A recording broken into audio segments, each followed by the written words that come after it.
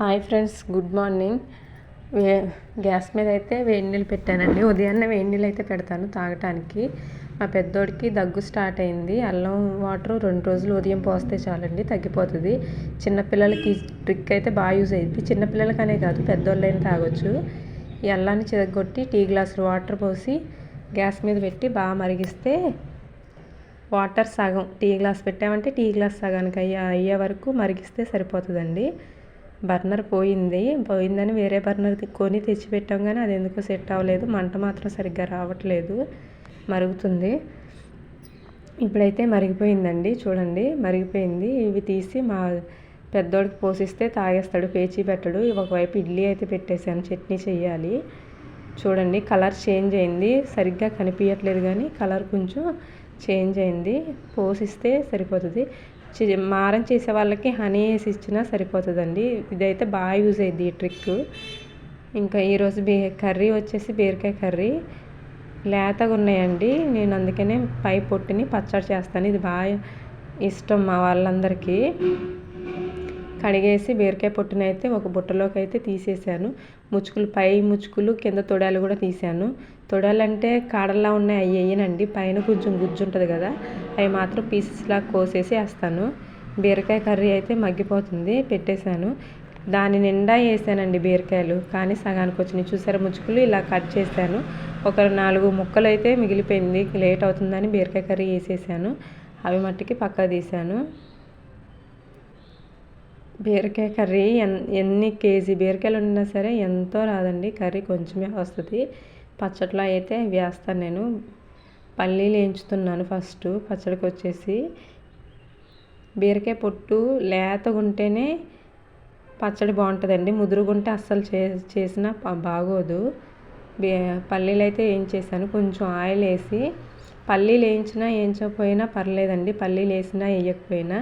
కానీ ఎండుమిరపకాయలు, బీరకాయ, జీలకర్ర, ఎల్లుల్లిపాయ ఇవి 4 వేస్తే చాలు. కొంచెం చింతపండు కూడా వేసుకోవచ్చు వేసుకునేవాళ్ళు. మేము అయితే చింతపండు అంత వాడాం. ఎండుమిరపకాయలు అయితే వేయించుతున్నాను. పల్లీలు మిక్సీ జార్లోకి అయితే తీసేసాను. కొంచెం ఇవి మెత్తగా ఉన్నాయండి, ఎందుకనో సరిగ్గా తొందరగా ఆగలేదు. ఇవి మిరపకాయలు కూడా తీసేసాను. దాంట్లో ఎల్లుల్లిపాయలు కూడా వేసానండి, 4 రెబ్బలు. ఇప్పుడైతే ఫస్ట్ ముక్కలు ఉన్నాయి కదా, ముక్కలు ఫస్ట్ అయితే కొంచెం వేయించాకే బీరకాయ పై పొట్టు అనేది వేస్తాను. ఎందుకంటే ముక్కలు ఎక్కువసేపు మగ్గుతాయి కదా, అందుకనే ముందైతే ముక్కలు వేసాను. ముక్కలు మగ్గాకే పై పొట్టు అనేది వేస్తానండి. కొంచెం మగ్గిపోయినాయి, ఇప్పుడైతే పై పొట్టు అయితే వేసేసాను. ఇందాక ఎండుమిరపకాయలకి వేసాను కదా ఆయిల్, అది వీటికైతే సరిపోదండి. మిరపకాయలకని కొంచెం వేసాను, ఇంకొంచెం ఆయిల్ అయితే వేస్తాను. సాల్ట్ కూడా ఇందులోనే వేస్తానండి. అలా వేస్తే ముక్కలు మంచిగా ఫ్రై అవుతాయి. వాటర్ ఉంటుంది కదా సాల్ట్లో, దానివల్ల మంచిగా ఫ్రై అవుతాయి. ఇంకొంచెం ఆయిల్ వేసానండి. ఇప్పుడు జీలకర్ర, మినపప్పు కూడా ఇందులో వేసేసాను. మినపప్పు వేసినా వేయకపోయినా పర్లేదండి, జీలకర్ర అయితే వేయాలి. అందులోనే వేయించవచ్చు ఎండుమిరపకాయలతో పాటు, కానీ తీసేటప్పుడు పైకి జీలకర్ర అవి దానికి మూకిడికి అతుక్కుపోతాయని అందులో అయితే వేయించాను. నేను బీరకాయ ముక్కలతోనే వేసాను. ఆయిల్ కొంచెం వేసాను సరిపోవట్లేదని. బీరకాయ కూర చూడండి ఎంత అయిందో. కేజీ బీరకాయలు వండేటప్పుడు దాని నిండా వచ్చినాయి ముక్కలు. ఇప్పుడైతే అలా వచ్చినాయి. పట్టేశానండి. ఇందాక ఫస్ట్ వేసాను కదా ఎల్లుల్లిపాయ, ఎండుమిరపకాయలు అవి అయితే మిక్సీ పట్టేశాను. ఇప్పుడు ఈ ముక్కలు ఫ్రై అయితే అవి కూడా వేసి మిక్సీ పట్టేస్తాను. మనకి కారం ఎక్కువ అవుతుంది అనుకుంటే ఇప్పుడు పట్టాం కదా, దాన్ని కొంచెం తీసి పక్కకు పెట్టుకోవచ్చు. కారపొడిలా వాడితే చాలా బాగుంటుంది. ఇంకా కొంచెం మగ్గాలండి.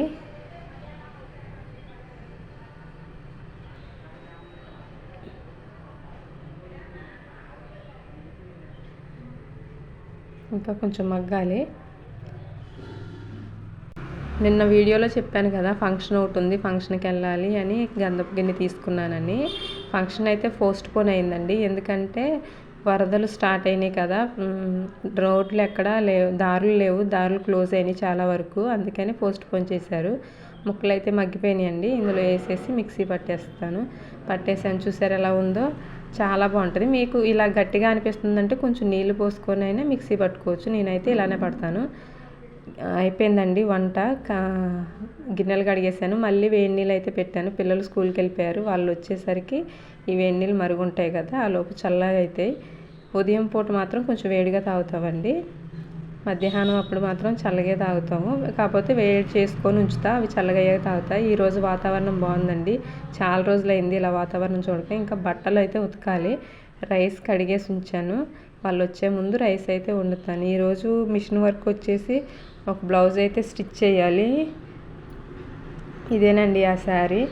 మా అత్తయ్య వాళ్ళ అక్క, అంటే మాకు పెద్ద అత్తయ్య అన్నట్టు. ఈ బ్లౌజ్ అయితే స్టిచ్ చేయాలి. ఈ వీడియో నచ్చినట్లయితే ప్లీజ్ లైక్ చేయండి. Thank you for watching.